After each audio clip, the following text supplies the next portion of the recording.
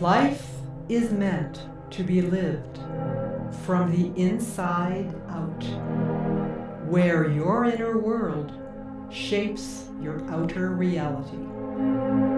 I'm your host, Armand Martin, and this is The Inner Realms, Lifting the Veil. Welcome to Episode 2, The Soul's Journey, Pre-Incarnation Planning. In the introduction, we mapped out the different stages of this journey, with special emphasis on the veil of forgetting, which descends after birth and makes you forget the pre-planning stage.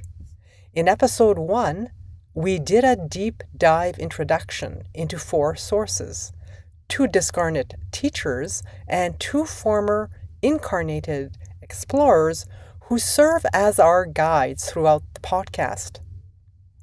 Before we continue, each listener is invited to engage from a place of discernment, to trust their intuition, and to take what resonates with their own inner knowing.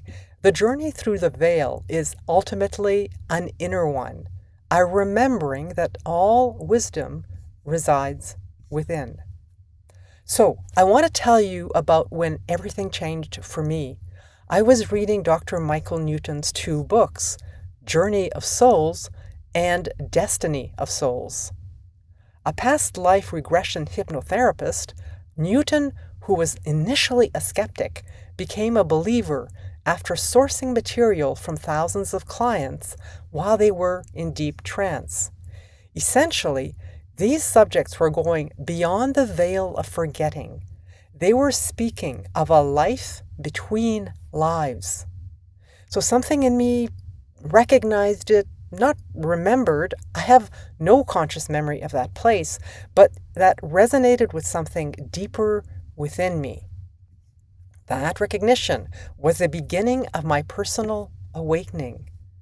Because if that planning room or realm exists, if we chose to be here, then everything changes. Here is the walkthrough of the soul's journey at this pre-planning stage. Since Michael Newton's research and books were specifically on the life between lives, he'll give us the map. However, we'll intersperse his explanations with Seth, and Dolores Cannon's findings to see how they align and expand on it.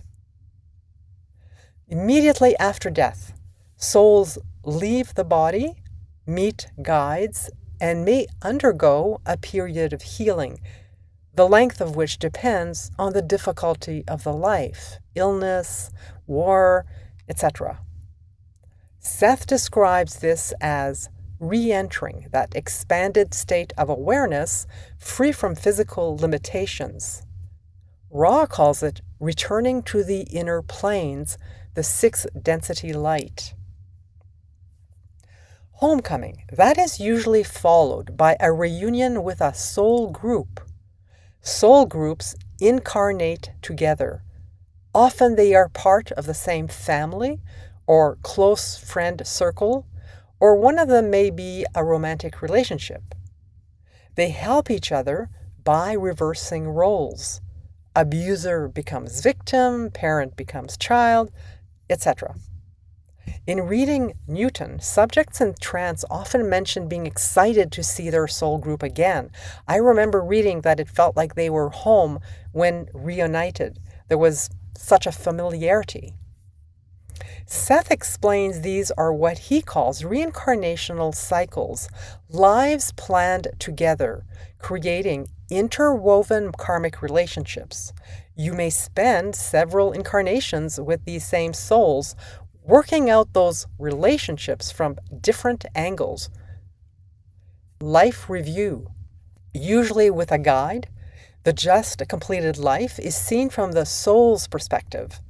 Basically, what lessons were learnt or not. In other words, the soul participates with complete clarity and self-honesty. Ra emphasizes this isn't judgment, it's recognition. From this vantage point, even traumatic experiences reveal their purpose as catalyst for growth. Council of Elders. When Newton uses terms such as council or elders, he does so based on the term most used by clients in trance. This is a meeting with wise beings who help assess and plan the next incarnation, if that is what you chose to do, reincarnate on Earth. Dolores Cannon's clients describe this same council as where souls meet with a group of elder souls or masters before incarnating. This council reviews past life patterns and suggests optimal learning scenarios. The final decision always rests with the incarnating soul. Seth offers an intriguing perspective that you are ultimately your own guide, accessed through your larger identity, the Oversoul, which knows you thoroughly because it is you, the higher version of you. And here's a hint, your Oversoul or higher self isn't just involved in pre-birth planning. It's actively engaged with you right now in every present moment. We'll explore that dynamic in episode 4. Life selection. Souls view 2 to 5 possible lives on preview screens. Life selection is a choice. Souls see multiple options and make a decision on the next incarnation based on readiness and even courage. So Seth has a distinct teaching here, which he calls probability assessment, examining multiple probable lives and selecting which probability line to actualize. Probable lives continue to actualize in our life as we live it. So that concept will be further explained as we explore the physical life stage. Ra adds that the astrological moment of birth is precisely chosen for its energetic imprint. This creates a natural bias or tendency toward certain experiences. I'm an astrology buff. Soul contracts and body selection. Soul group members determine roles. Bodies are chosen for specific advantages or limitations. Cannon's work confirms what Newton found. Detailed life contracts specify key relationships and events, even including several predetermined exit points, which are opportunities to leave physical life if needed. And I want to clarify something carefully here. This is not justification for ending one's life. Dolores Cannon described these as potential soul exit points within a larger pre-birth plan, not as invitations to escape life. She was speaking of this as part of a broader spiritual framework surrounding incarnation. Ra explains that souls deliberately choose difficult catalysts, disabilities, trauma, poverty, for accelerated evolution.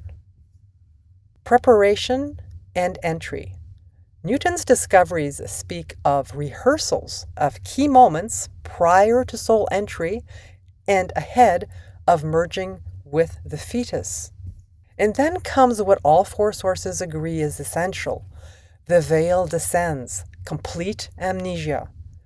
This will be explored during the next soul phase, the incarnation or physical life. And Ra is explicit. This forgetting is intentional, creating authentic free will and genuine emotional investment. Without it, incarnation would be theater, not transformation. Common themes across all 4 sources. Number 1, intentional choice. Incarnation is always voluntary and purposeful. Number 2, counsel or guidance. There's some form of wise beings assisting in planning. Number 3, soul arrangements. Relationships are prearranged with other souls.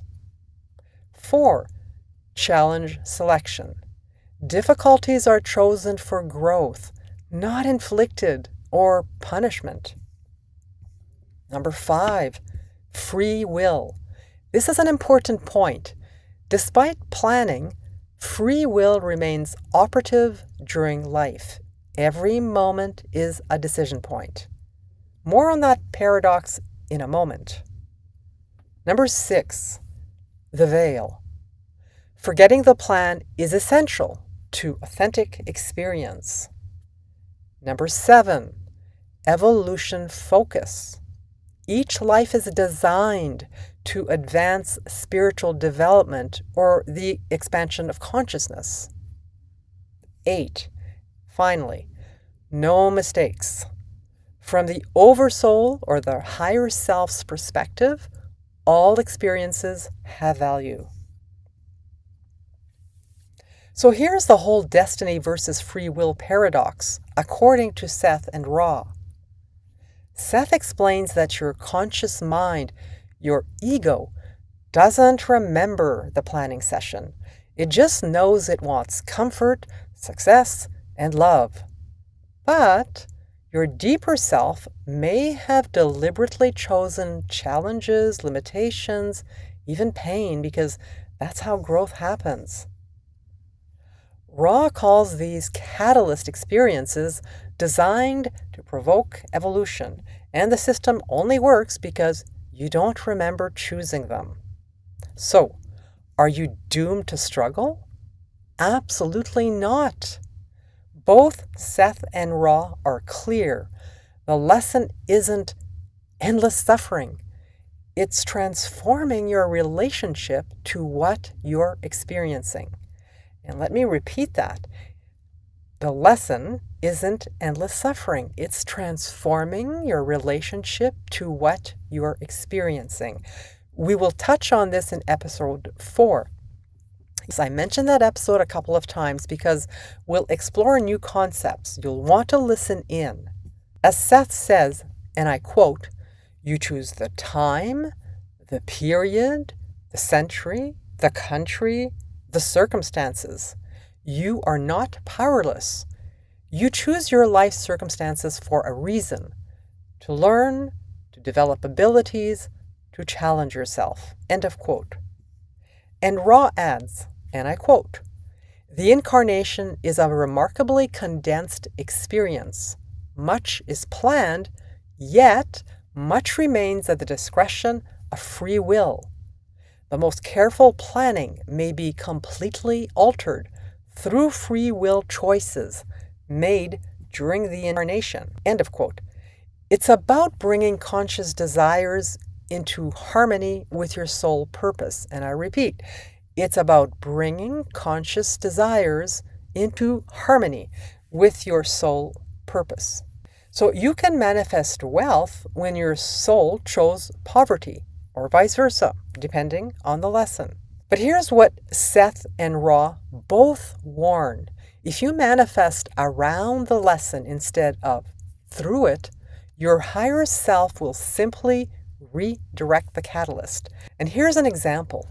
Imagine someone who, before incarnating, chooses the theme of self-worth. In this life, they encounter relationships that invite them to value themselves and set boundaries. But instead of moving through that lesson, they avoid conflict, people please, and ignore their own needs. The catalyst isn't failed, it's deferred. Over time, the situations intensify, the relationships become imbalanced, and the emotional toll deepens, maybe leading to betrayal or burnout. From Seth's perspective, beliefs continue to generate stronger versions of the same pattern until the belief is acknowledged, changed, and the lesson is learned.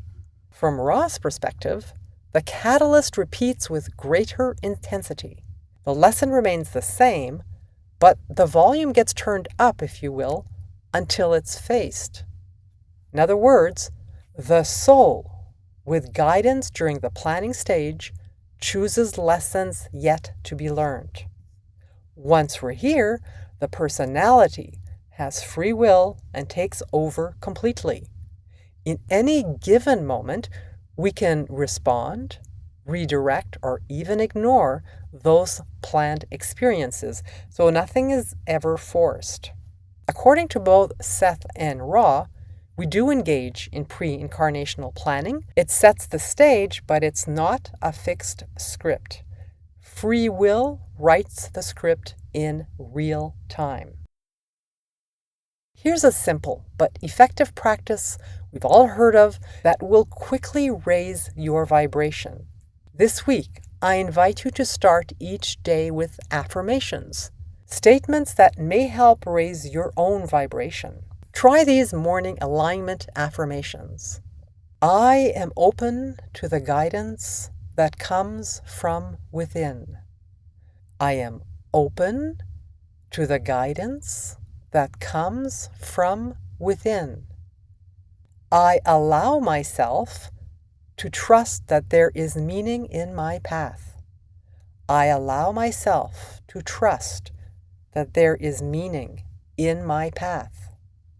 I am learning to meet this moment as it is and stay positive, choosing to see how it benefits me. I am learning to meet this moment as it is and stay positive, choosing to see how it benefits me. I have the strength to face what I am here to experience.